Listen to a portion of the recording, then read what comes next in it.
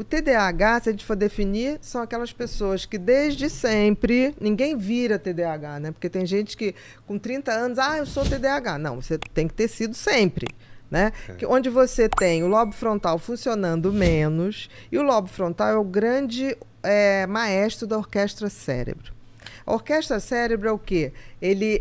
Tudo é pensamento. Então, o lobo frontal, ele filtra o excesso de pensamento e o excesso e a velocidade desse pensamento. Quando esse freio vem freando menos, o TDAH ele tem mais pensamento e numa velocidade muito maior.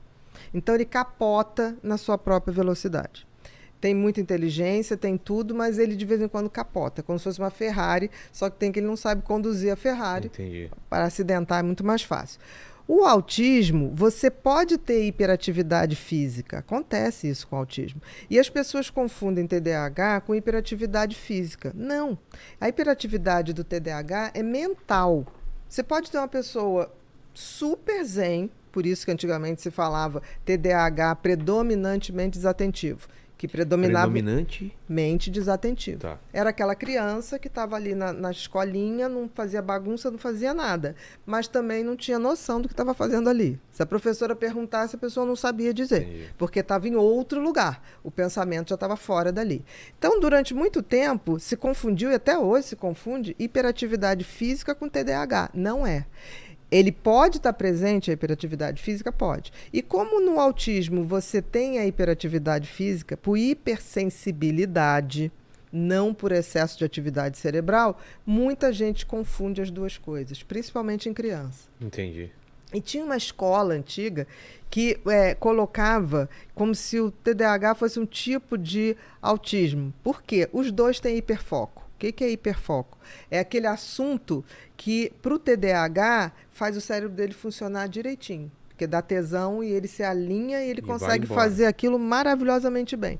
No caso do autismo, ele não tem o hiperfoco pela mesma maneira, pela mesma função.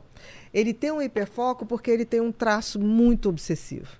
Então, ele quando para numa coisa, você está conversando com uma pessoa que tem autismo, ele tende a repetir a mesma história várias vezes. Entendi. Ele tem muitos rituais. Como tem gente que fala assim, fulano tem toque. Não, dentro do autismo você tem sintomas toque.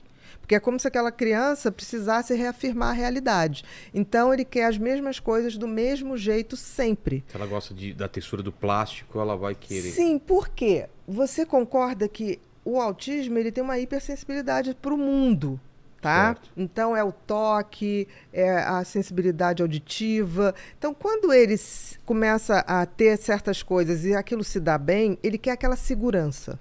Ele não quer arriscar outra coisa. Então, eles tendem a repetir sempre a mesma coisa. Você tira um brinquedo, ele... Não, vamos brincar disso. Criança brinca com o que gosta? Gosta, mas, por exemplo, a criança com autismo, ele vai ser o mesmo adulto querendo brincar com os mesmos jogos. Entendi. Por exemplo, eu tenho um paciente que tem mais de 50 anos, ele todo sábado tem que jogar um determinado jogo, que é o jogo que ele jogava quando criança. O mesmo jogo. Aquilo dá uma segurança para ele? Aquilo dá uma estabilidade. Entendi. Como tipo assim, para ele é tão difícil entender o mundo, porque o mundo é muito cheio de estímulos, né?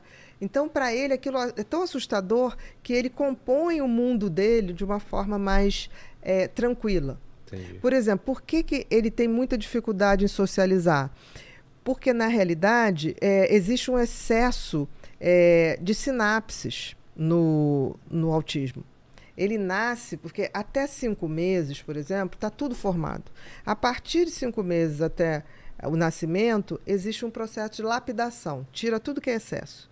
Excesso de sinapses, excesso de células de sustentação. É como se fosse uma obra. Você, no final, você vai tirando o excesso de argamassa, o excesso da pintura.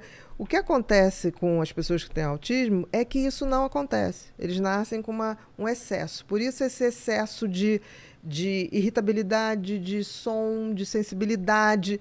Então, eles ficam muito confusos. E isso tira deles uma coisa que a gente tem, que eu leio a sua fisionomia. Isso é feito pelos neurônios numa velocidade de 0,0002 segundos. Rápido. O que acontece? Ele vai ter 0,02, que ainda é muito rápido. Mas ele perde porque a gente faz expressões que tem que ser lida imediatamente para eu entender se você está entendendo o que eu estou falando, se você está gostando. Eles não conseguem ver isso na velocidade de uma conversa. Acontece, eu entendi. E aí eles não sabem o que você está querendo dizer. Entendi. Tanto que você tem um livro que se chama Mãe Me Ensina a me relacionar, alguma coisa. Mãe me ensina. Porque eles precisam, tanto que o ABA, que é um método que você trata autismo, você ensina ele, você reproduz com ele o que seria o sentimento das outras pessoas, Entendi. porque ele tem dificuldade de captar, pela falta de velocidade. E de repertório também, porque você não tem essa velocidade. Exatamente. Então eles perdem esses fragmentos, por isso é tão difícil eles socializarem. Entendi. E você está falando uma coisa, ele continua naquele mesmo assunto. Então ele é capaz de ficar falando horas de um assunto E que não é você capaz de perceber da pessoa. não, que você está entediado, que você está irritado. Pessoa que não conhece, porque aos pouquinhos você vai mudando ali o assunto e ele Sim. volta naquele assunto. Então, assim, se a pessoa não entender isso, acha que a pessoa está implicando. Entendi. E não está implicando.